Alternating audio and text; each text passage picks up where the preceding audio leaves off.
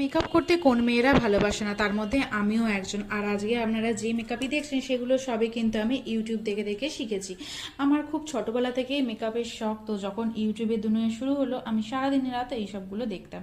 আর এই যে ডার্ক স্পটগুলো আমার পক্সের আছে, এইগুলো কনসিলার নামের একটা জিনিস ভাগ্যিস পৃথিবীতে ছিল, তো সেগুলো দিয়ে আমি হাইড করি, খুব সহজেই হাইড হয়ে যায়। তো বেসিক কিছু হোম রেমেডি আর ওষুধপাতি এই দিয়ে মোটামুটি আমার ডার্ক স্পটগুলো এখন অনেক লাইট হয়ে গেছে। হয়তো আগের কদিন আমি এগুলো ইউজ করলে আরও ভালোভাবে ফল পাবো। তো আজকে যে ব্লু লাইনারটা আমি পরছি, লাইনার কাজলটা, এটা আমি আরও স্পেশালভাবে আপনাদের সাথে শেয়ার করবো পরবর্তী একটা শর্টসে।